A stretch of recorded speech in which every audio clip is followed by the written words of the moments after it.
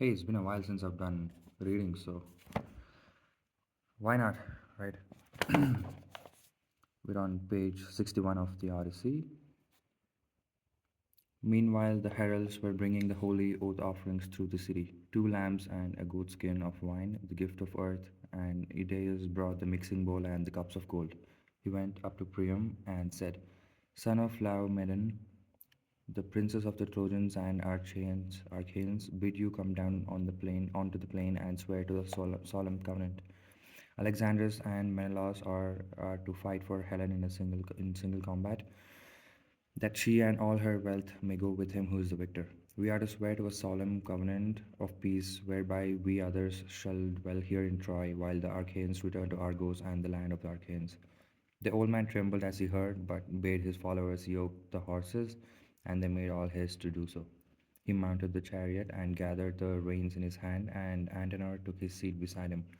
Then they drove through the Scaean gates onto the plain. When they reached the ranks of the Trojans and Achaeans, they left the chariot and with measured pace advanced into the space between the hosts. Okay.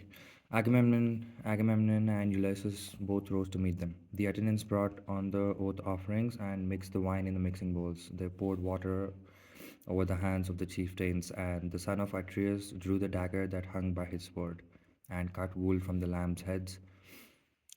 This the men servants gave about the Trojan and Achaean princes. And the son of Atreus lifted up his hands in prayer. Father Jove, he cried,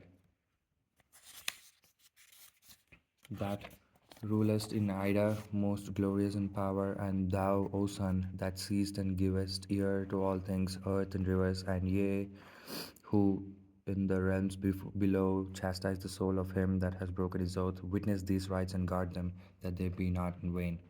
If Alexandrus kills Menelaus, let him keep Helen and all her wealth, while we sail home with our ships. But if Menelaus kills Alexandrus, let the Trojans give back Helen and all that she has. Let them moreover pay such fine to the Achaeans as shall be agreed upon in testimony among those that shall be born hereafter. And if Priam and his sons refuse such fine when Alexandrus has fallen, then I will stay here and fight on till I have got satisfaction. As he spoke, he drew his knife across the throats of the victims and laid them down, gasping and dying upon the ground, for the knife had reft them of their strength. Then they poured wine from the mixing bowl into the cups and prayed to the everlasting gods, saying, Trojans and Achaeans among one another, Jove, most great and glorious, and ye other everlasting gods, grant that the brains of them who shall first sin against their oaths, of them and their children, may be shed upon the ground even as this wine, and let their wives become the slaves of strangers. Thus they prayed, but not as yet would Jove grant them their prayer. Then Priam, descendant of Dardanus, spoke, saying, Hear me, Trojans and Achaeans. I will now go back to the wind-beaten city of Ilios. I dared not with my own eyes witness this fight between my son and Menelaus,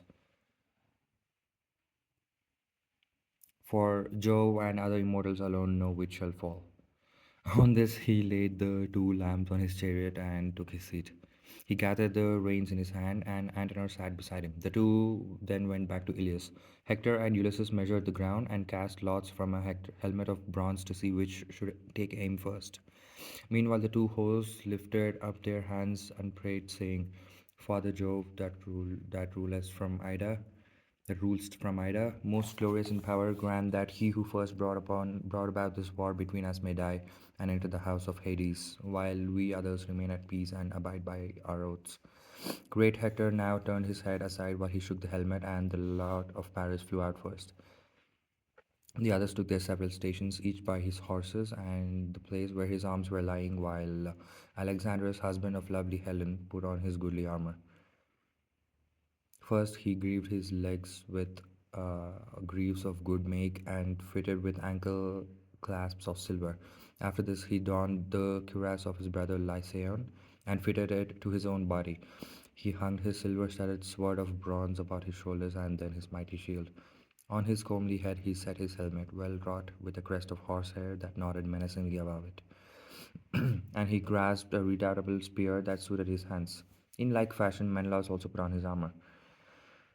When they had thus armed, each amid his own people, they strode fierce of aspect. aspect into the open space, and both Trojans and Achaeans were struck with awe as they beheld them. They stood near one another on the measured ground, brandishing their spears and each furious against the other. Alexander aimed first and struck the round shield of the son of Atreus, but the spear did not pierce it, for the shield turned its point. Menelaus next took aim, praying to Father Jove as he did so. King Jove, he said, grant me revenge on Alexander who has wronged me. Subdue him under my hand, that in ages yet to come a man may shrink from doing ill deeds in the house of his host. He poised his spear as he spoke and hurled it at the shield of Alexandrus. Through shield and cuirass it went and tore the shirt by its flank, but Alexandrus swerved aside and thus saved his life.